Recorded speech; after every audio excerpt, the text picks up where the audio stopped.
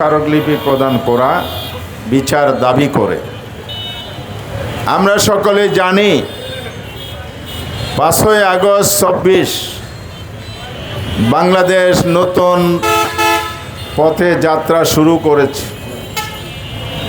আমাদের শহীদগণ পঙ্গু আহতের আত্মত্যাগ একটি নতুন বাংলাদেশ উপহার দিয়েছে, যার লক্ষ্য ছিল বাংলাদেশে ন্যায় বিচার সুশাসন প্রতিষ্ঠিত হবে, শাসন ব্যবস্থায় স্বচ্ছতা জবাবদিহিতা নিশ্চিত করা হবে।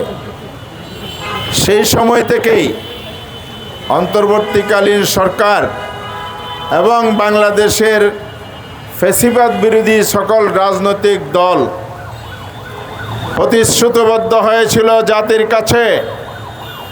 তার প্রথম ছিল সংস্কার করা হবে, গণহত্যার বিচার হবে, সুষ্ঠু নির্বাচন হবে।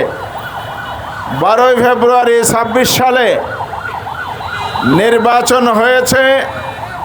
সেই নির্বাচনেরও প্রতিশ্রুতি ছিল সংস্কার এবং বিচার।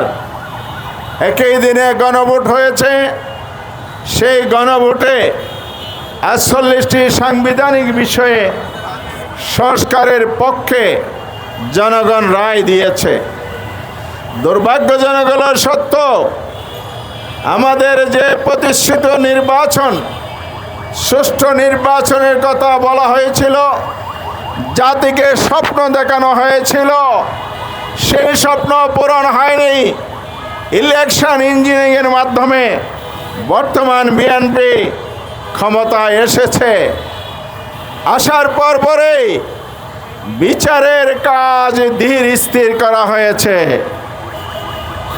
অন্তর্বর্তীকালীন সরকারের নিয়োগপ্রাপ্ত চিফ প্রসিকিউটর যেভাবে সাহসিকতার সাথে বিচার কার্যক্রম পরিচালনা করছিলেন, বিচার কাজে একটা অগ্রগতি হয়েছিল, সেটাকে ওনারা থামিয়ে দিয়েছেন। অনেকটা ধীর গতিতে সময় ক্ষেপণ করে বিচারহীনতার সংস্কৃতির দিকে আবার যাত্রা শুরু করেছে।